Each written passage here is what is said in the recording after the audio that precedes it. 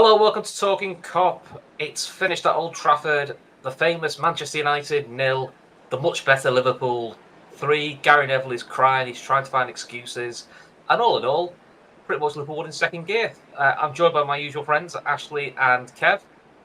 Ashley, start with you. How do you feel about that? Pretty routine, wasn't it? I don't think my heart rate has ever been so low during a Liverpool-Manchester United game. Like, I feel great. Like, that was so routine and so controlled and so much. We wanted the emotion to come out of it, and that's how it felt. It felt like it was business as usual. And another clean sheet, which is absolutely fantastic. So I am very happy about the result. What about you guys?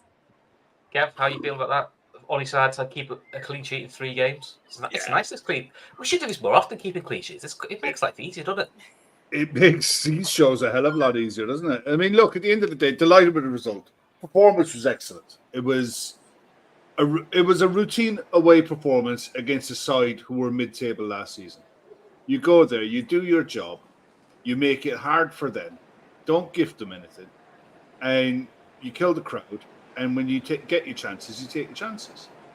And you know, it's ingrained in us that it's Manchester United, it's the rivalry. It still is the biggest game in British football. It's one of the biggest games in world football, no matter where the clubs are, no matter what position on the table the clubs are in. But in every aspect of that was ruthless. And it could have been a lot worse for Manchester United. All in all, delighted into this break.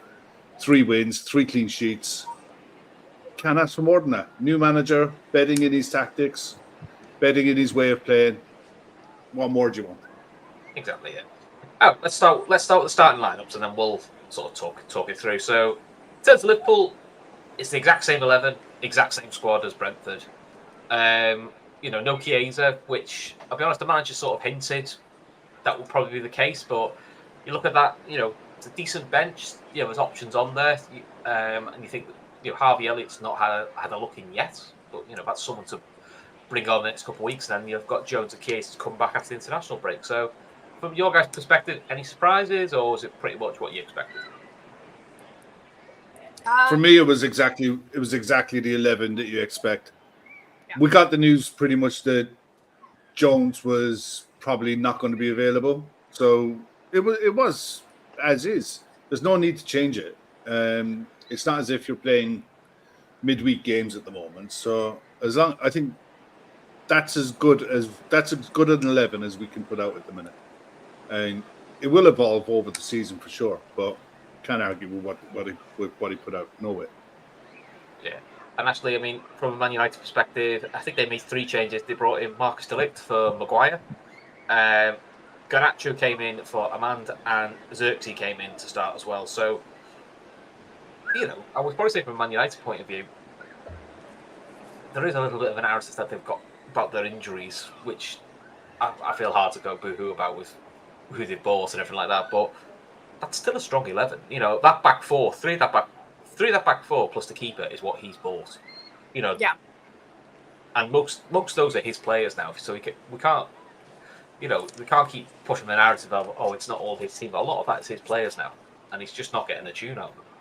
Yeah, I mean, if they want to go with the narrative that they've got a lot of new players who haven't had time to bet in, I think I can get on board with that. But I think they spent roughly around $270 million on new players across the entire summer. So it's not like they're short of options. I do think that getting Ugarte into that team as soon as possible is, that's going to be pivotal for them. But in general, I don't know. I don't stand for any of like the sob stories that come after this kind of a game. Like, they had a bad game, own it and move on. Stop trying to find excuses. Exactly. So, I mean, if we go for the first 10 minutes, you probably say that was probably their best spell, as in they had a lot of the ball. Didn't really create any sort of out-and-out chances for Alisson, but Kev, what I quite liked, which unfortunately we saw a lot of the last couple of years, is no gifts, no silly goals, no silly back passes, and we still we tried to play our football from the back, but especially for 10 minutes, if you needed to be said, defend it. What happened?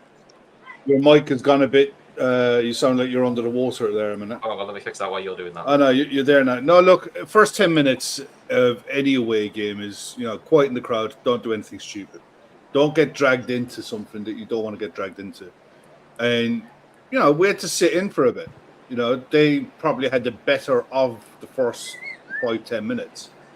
And once we got our foot on the ball and started playing, there was things about the first half that I really loved. I said it in our WhatsApp group. Really simple things that we seem to be doing a lot of now. Ball go back to Virgil. Virgil will put his foot on the ball. He'll wait for a forward to come to him and just lay it off. He'll make him run those extra couple of yards. And we'll just play it out and it's easy. They tried to box off the midfield, tried to stop the ball into Gravenberch and McAllister, but they couldn't keep it up. They weren't disciplined enough.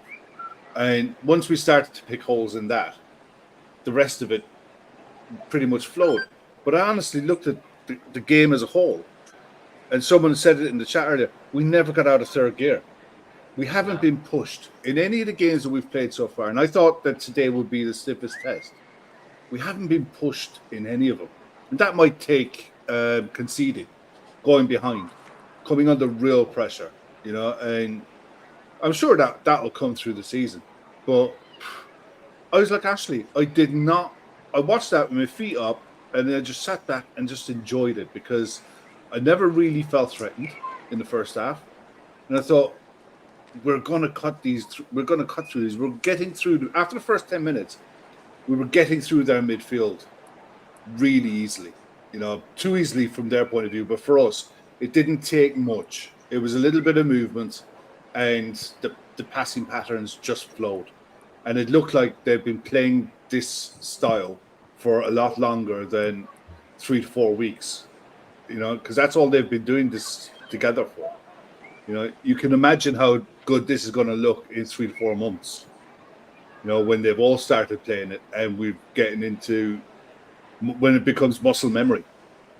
Because when it becomes muscle, you saw it with Klopp with the press. When the press was at its absolute peak, when it was at its absolute best, it was muscle memory. Players didn't think; they just went. And the passing patterns will be exactly the same. We saw bits and bobs of it today, little bits. You saw little glimpses of how good it could be. But got through the first 10 minutes, and the first incident that came up, I was like, what a start. You get onto it there, but it was like, just before we have the comes to the Trent disallowed goal. Actually, I suppose what we have been seeing, me and Gav were at the Brentford game, is Gravenberch sat deep, the deeps of the three midfielders. That was his role, and McAllister allowed to move forward. It felt today a slight tweak, as in I think Gravenberch was almost told to hunt it, which is what Fabinho at his peak was really good at. As Fabinho was not a six who just sat across the back floor and didn't move. He was one of those defensive players who would push at the right time and really push up. And I thought his intercepting play today was excellent. And I think that's what got us on the front foot.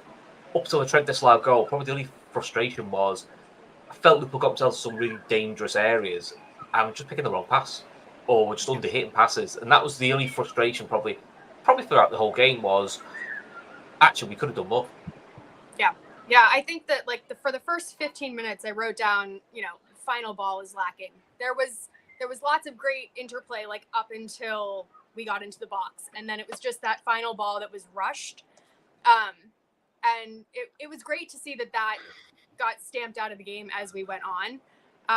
But I do going back to the Gravenberch point. I do think one of his greatest strengths is his athleticism and his ability to kind of, not just sit as a six, the fact that he can have that versatility to go forward and to go hunting. And I think I said to you guys in the chat on halftime, if we had bought Gravenberch this summer and we saw him playing like this, we would all be raving. We would be absolutely thrilled with him as a six or as our, defensive minded midfielder, whatever you want to call him. But he's been outstanding, him and Szoboszlai in these positions. And I think what Slot has done is he's come up with a midfield structure that plays to the strengths of those three guys that are in there right now. And it works. It really, really works. And it's so exciting to see. Yeah, because Szoboszlai looks a lot more comfortable higher up the pitch when he's still giving that. But he still does defensive work. He just started from higher up. And Kev, the good thing about Gravenberch was when we were slopping the ball, giving it away, and they tried to do quick counter attacks, Gravenberch was telling you one of the first ones there for the interception. Simple, clever positioning, and that's all you want him to do. He got 4 of them in the game. He had 4 defensive, he's four interceptions, 6 ball recoveries, won all his tackles. He just has this knack of being in the right place at the right time. And Carragher, I think it was Carragher made the comparison, and it's way too early to be making this comparison. But he compared him to a young Patrick Vieira. And when you look at the stature of the man, he has the physicality and the athleticism of a Patrick Vieira. It's a case of, can he develop the nous and the game intelligence of that kind of a player? Because that has to be the aim. You know, if you're coming in and if he wants to make this position his own, which he can, you know, at his age, at his level of experience that he's gained already, he loves to carry. He can carry the ball really well. Again, today he got ahead. He never got ahead of the ball, but he got up in the play and got involved in the play higher up the pitch. And he did it 3 or 4 times, but he did it with the confidence, knowing that his mate was behind him. If he went, McAllister sat.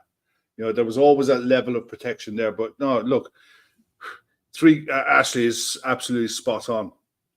If we'd have bought him in June and presented him as our new number 6, and he put in the 3 performances that he's put in, we'd be waxing lyrical about him.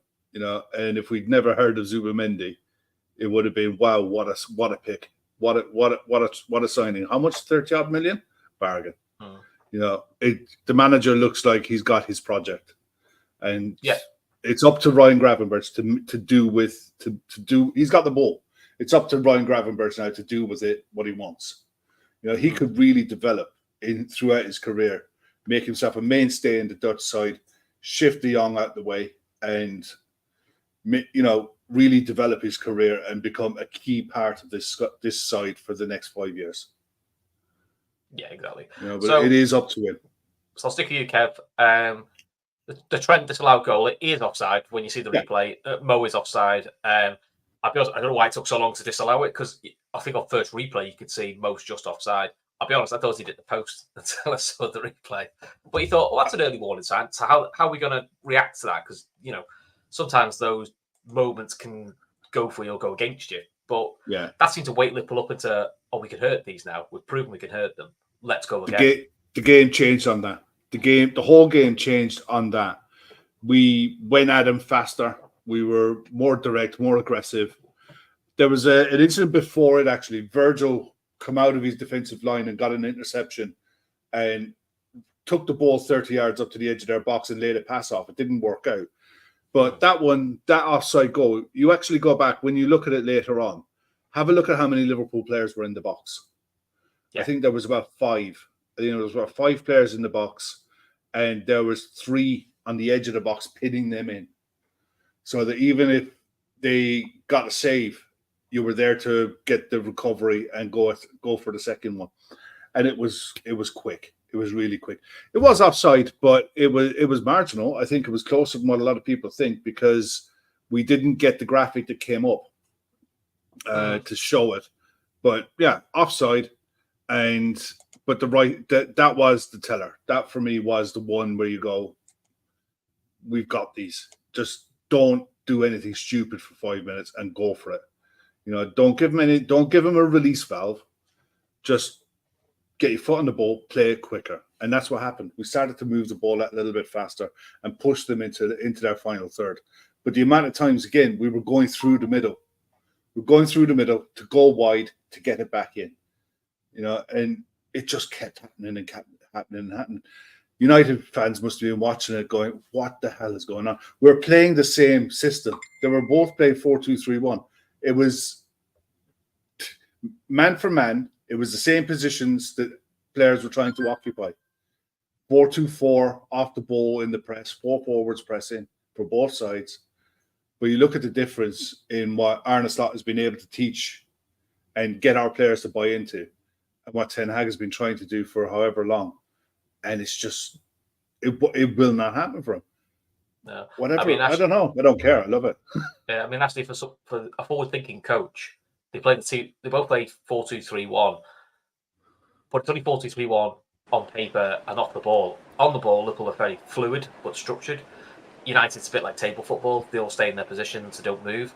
And it's today felt like a bit like the Souness line of spot the dope, and Liverpool worked out quite early on. Give Casemiro the ball, and Gravenberch just kept reading his passes, and that's how the first goal came.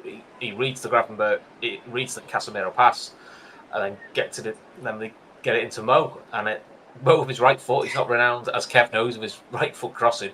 Great ball, and really good header by Diaz, because he does well because Szoboszlai's in his way, and Szoboszlai does well to get out the way.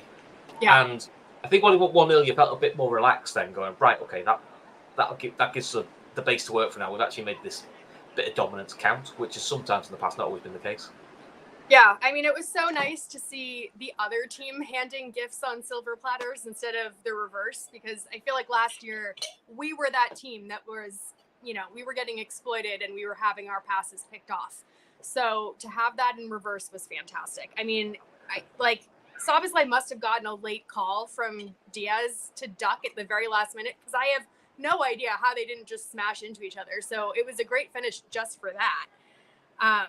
But yeah, I mean, I think once that went in, you could take that exhale. You could be like, okay, well now you can see the evidence on the score sheet, because you could see the dominance, but up until that point, we hadn't really capitalized. So getting that over the line, I think was, that was where the floodgates opened. And yeah, Casemiro was clearly, very, very clearly their weak point, and we did such a good job to exploit him.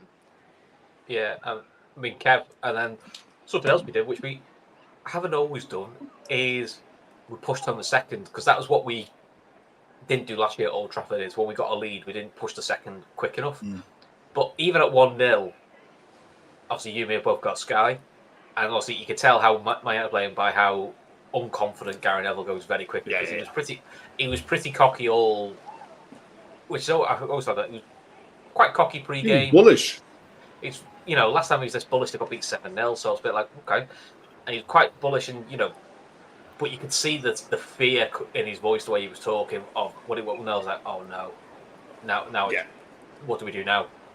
They were banking on United getting the first goal, and that capitulated Liverpool, and it didn't happen. Yeah, I think the second goal killed it. Well, the other thing about the first goal, Luis Diaz stayed focused to get that header. Szoboszlai did so well to get out the way, because he was never getting the header. But that is not easy, because Diaz had to come back to get his header. That header was just inside the post, only just. Brilliant cross, but to be the vision to read the pass.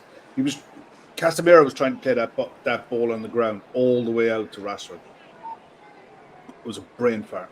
It was ridiculous. And it was something you'd expect out of... You wouldn't even see that in a schoolboy, because they'd have been battered for it. But you're right. That was on 35 minutes. And you sat there, right, 10 minutes to go. Get a second. Get a second, and the game is over. Because whatever about 1-0, 1-0's dodgy score no matter where you are, no matter who you're playing. But get a second, and especially before halftime, that changed the whole dynamics.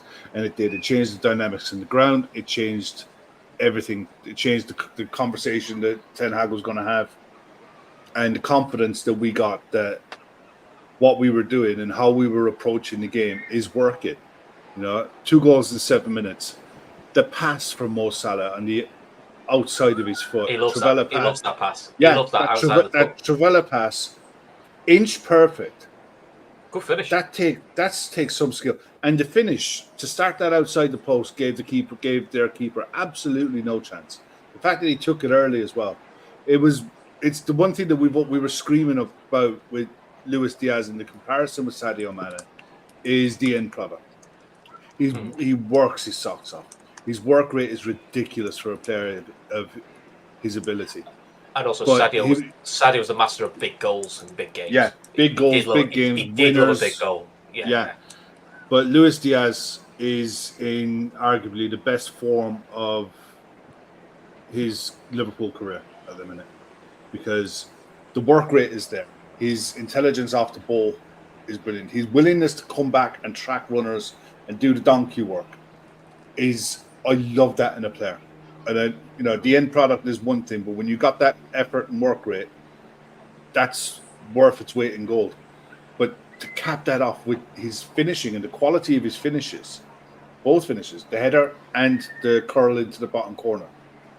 Delighted. I was bouncing into halftime. It was like 2-0, and his feet up, relax. Yeah. Actually, I mean, I can't remember if it was at 1-0 or at 2-0, but the normal sign that United are in trouble is the self-proclaimed butcher goes a wandering to kick someone.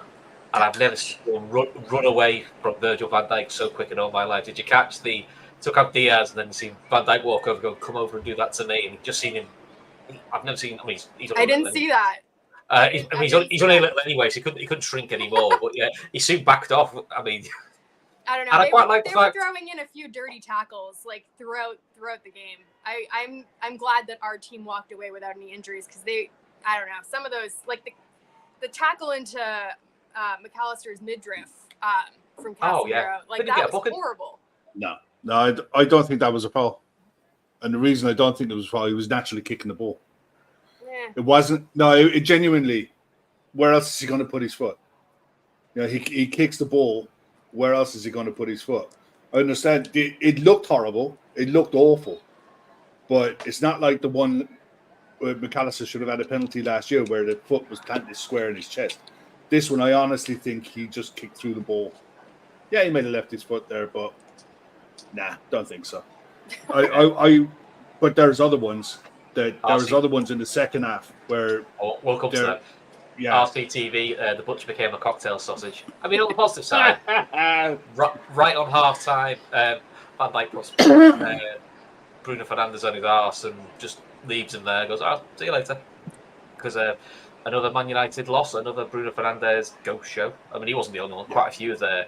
I think the only time I noticed him was when he was on the ground. No. Yeah, he was poor. At least he didn't have to come off this time, allegedly. So, there's always that. So, half time, all going well. Diaz has put us 2 up. So, speaking of Luis Diaz, we do have a latest offering from our sponsors at Football Prizes. How's this for a segue, Kev? Not bad. $3.95. You're getting better at this. Yeah, $3.95 a ticket to win a signed and framed Luis Diaz shirt. It's almost like we knew. I mean, how's this for timing?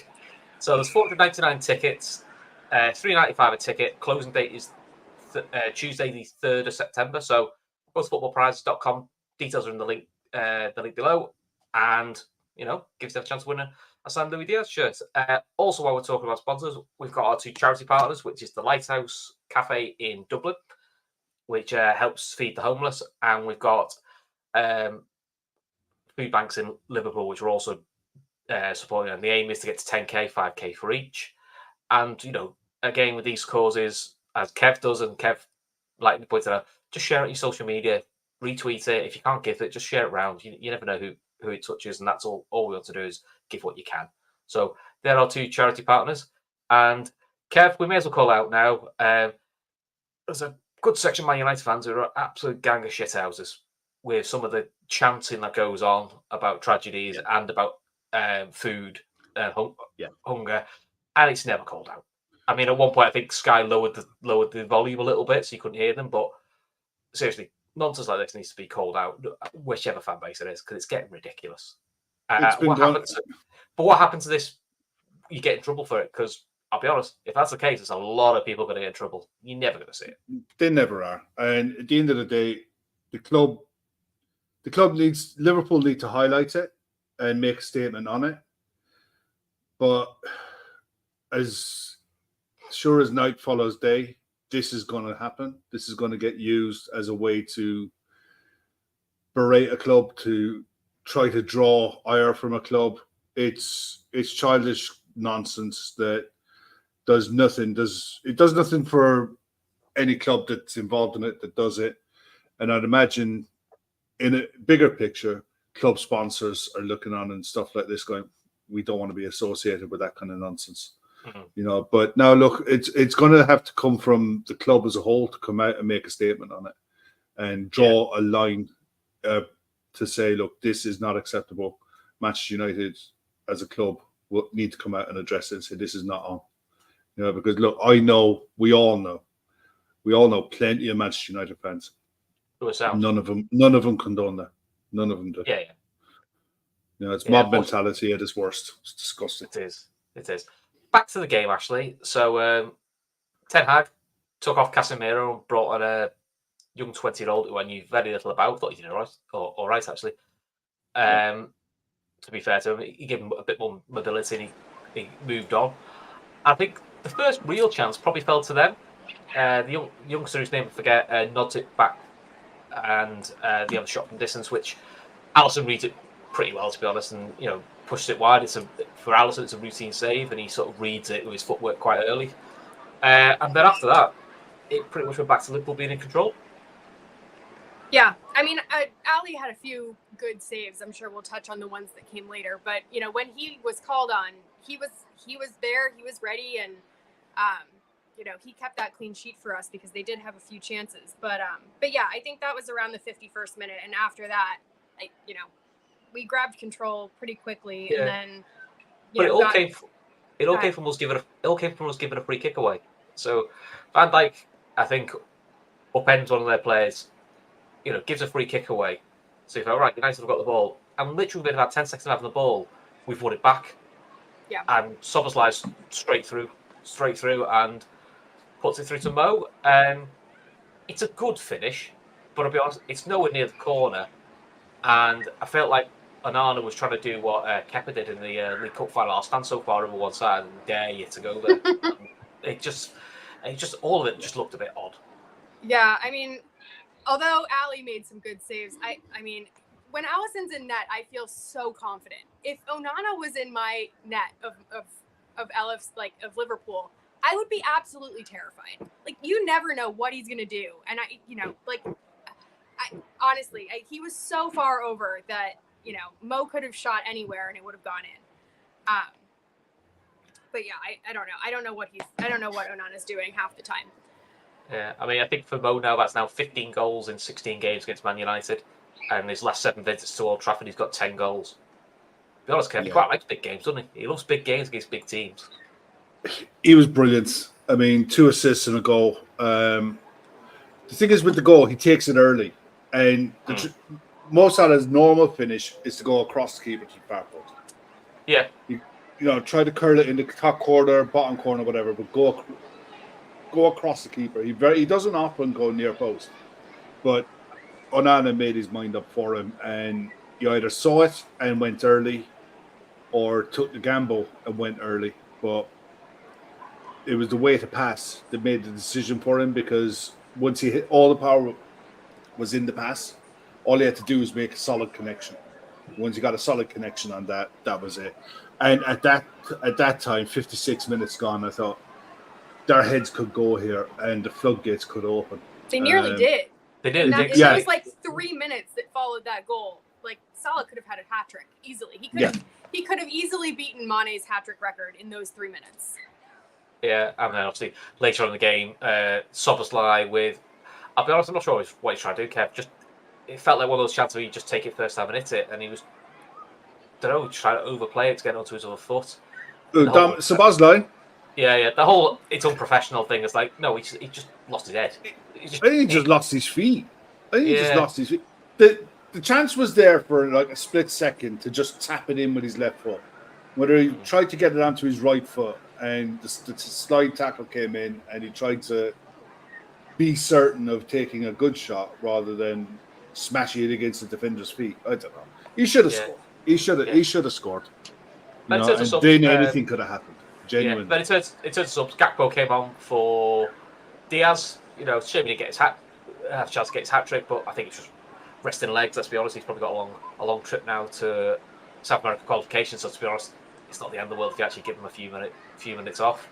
And then on 76 minutes, Bradley and Núñez come on, and slightly different Trent Ashley to be sub this time. Gary Neville was trying his best to create a story of, does he not like this? It's going to cause problems. And he went off with a big beam and grin on his face, all smiles, shaking his hand to the away fans, big high five to everyone. Like, yeah, even if you don't believe that, play the game, because you know now there's no story.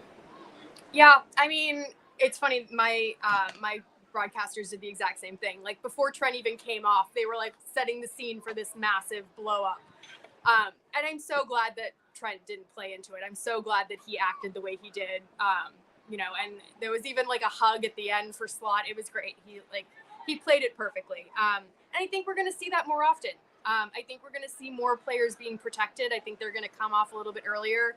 These predetermined subs, I think, is the new way forward if you are going to manage your squad with the way that the season's going to be. And we have able deputies that are going to come in. I think Connor Bradley did a great job when he came in. And I think getting them minutes is important for team harmony. I think that's probably something that we're going to see a little more often from Trent, and hopefully he continues to go off like the vice captain that we want him to be. Yeah, I mean, Kev, the thing with Connor Bradley is he doesn't have the passing range of a Trent. No one does. But one thing he does give you is energy and legs and pace. Yeah. And the last thing you want to do in the last 15 minutes is then go, like, Christ, Trent's coming off. Oh, shit, this lad who runs like a winger. Oh, for fuck's sake. You don't need that, do you? So, it's just horses for courses, And to be fair, I look at Simicast came on, and it's a similar thing, he's more direct than Robbo. So he just gives you a different challenge. It's just what you don't need, isn't it? Yeah, it was game management. It was player, you're looking after the players. The game was done.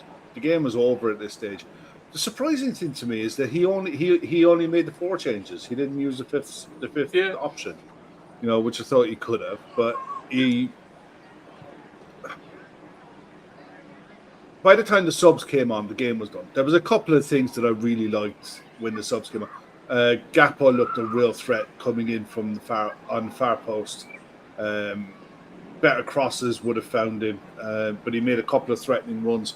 But right at the death, they were on the attack, and the ball went out for a corner, and it was Darwin who put the ball out for a corner. Yeah. Where he tracked all the way back.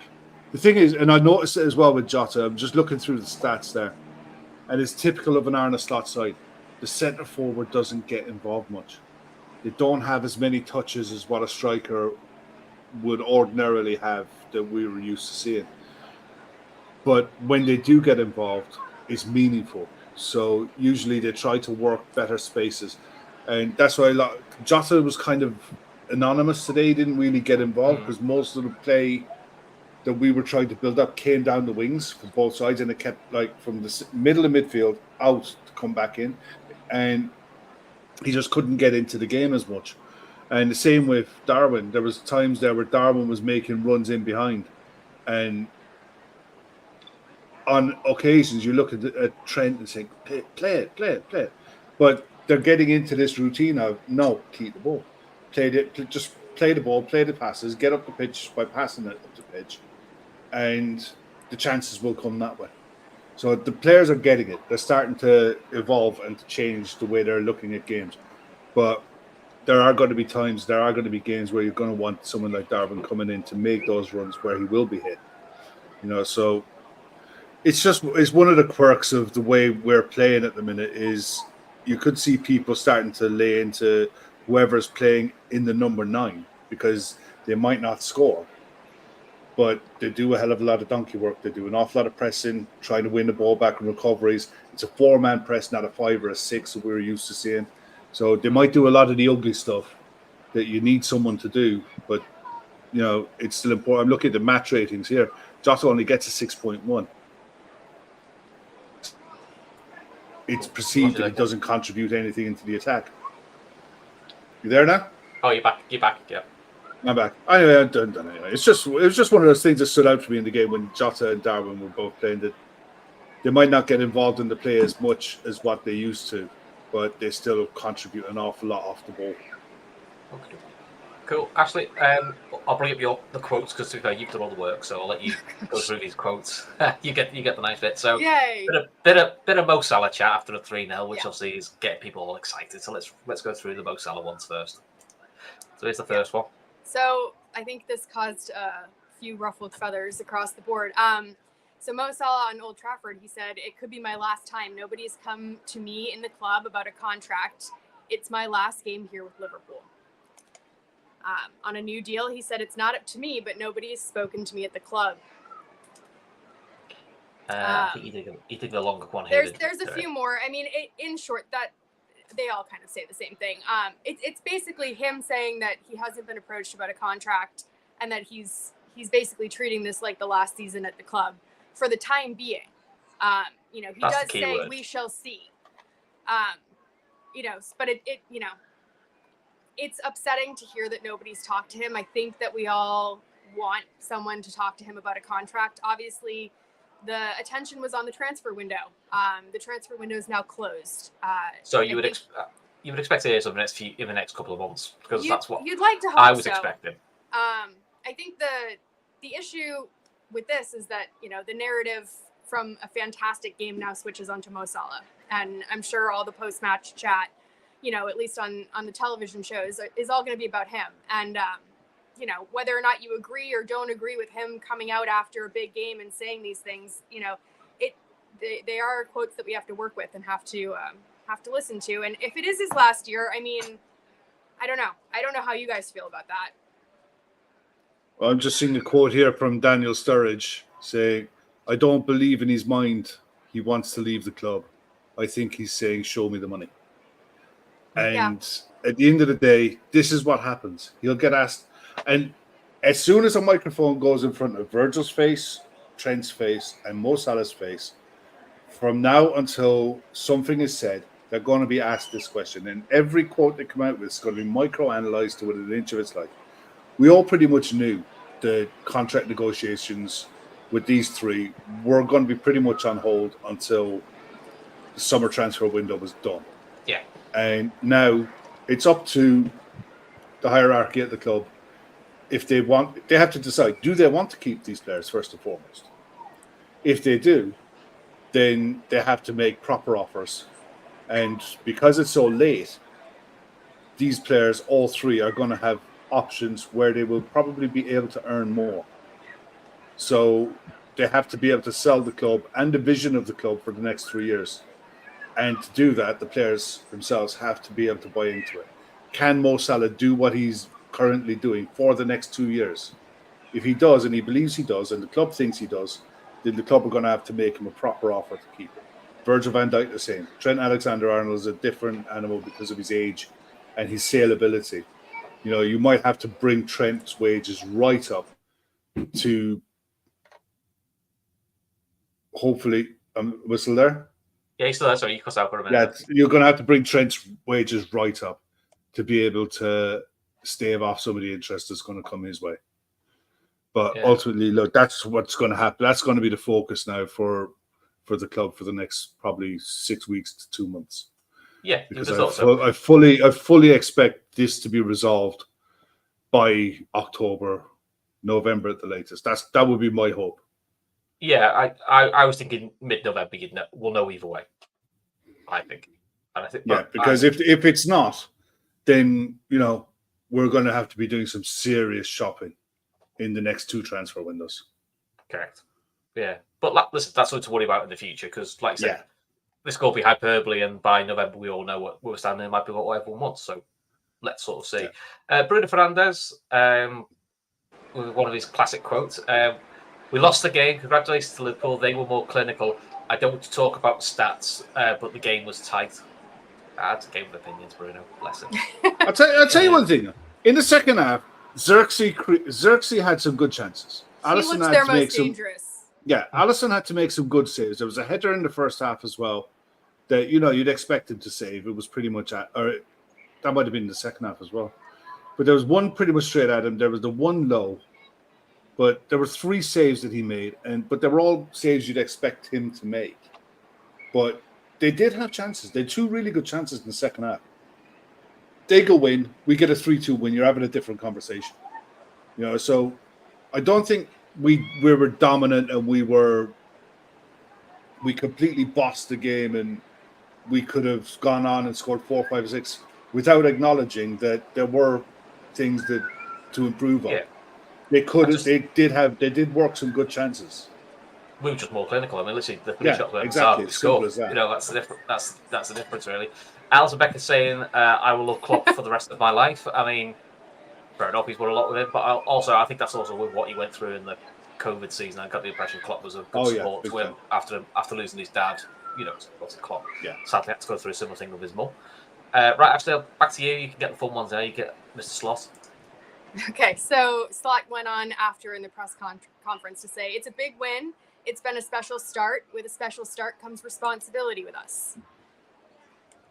He went on to talk about the clean sheets. He said, it's pleasing, although the second half we needed Alisson. In an ideal situation, he's only there to play out of the back. He's continued, it was good that we kept control of the game. And then he went on, without the ball, we try to press as high as we can. We scored a few goals from pressing high. Yeah, so... Is that where I ended? Yeah. I think, yeah, that's the last one. Yeah. Okay. So all in all, listen, can't ask for much more.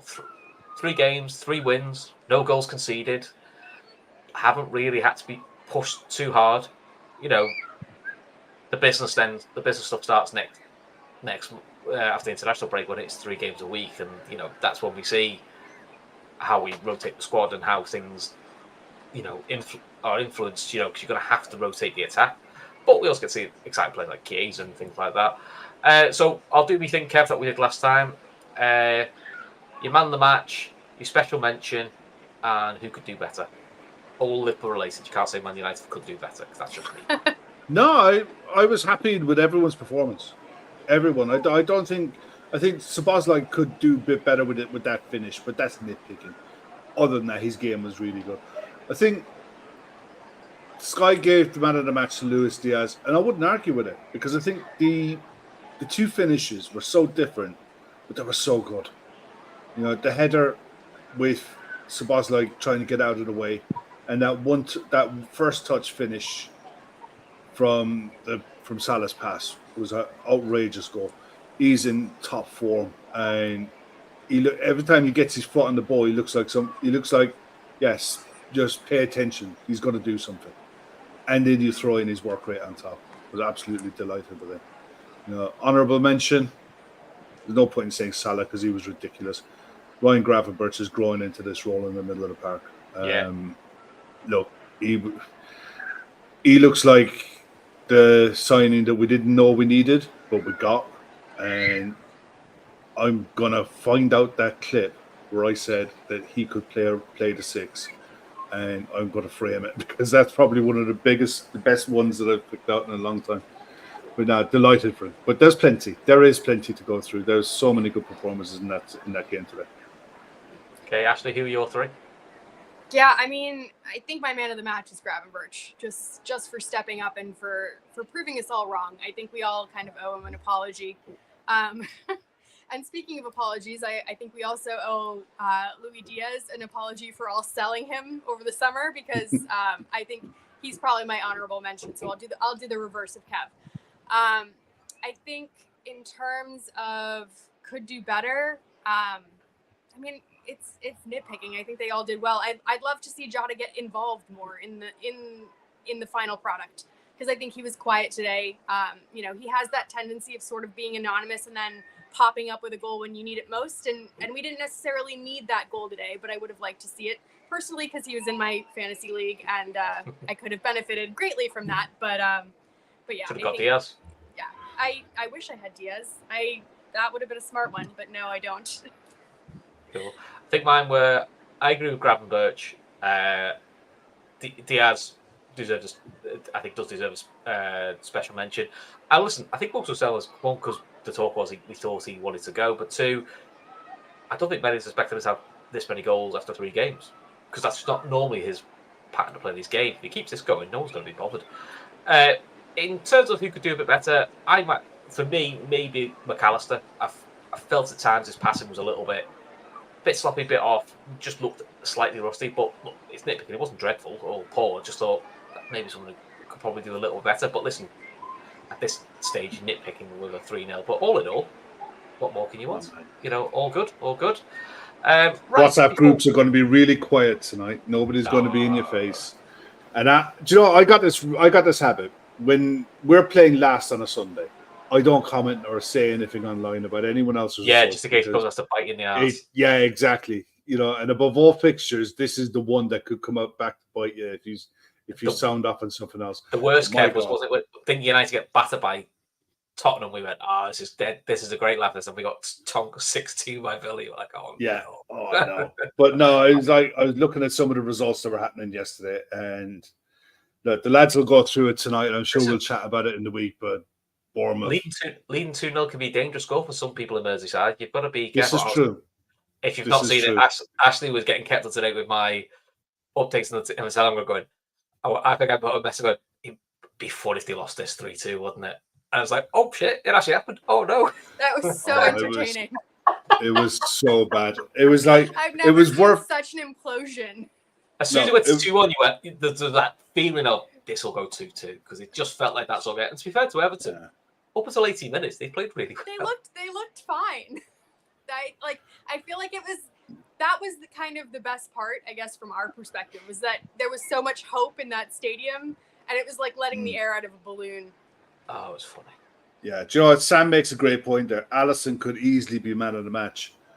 You know, it goes to show the difference. And I think Kelleher's a great keeper, but the difference he makes with those saves today, that he just makes it look so easy.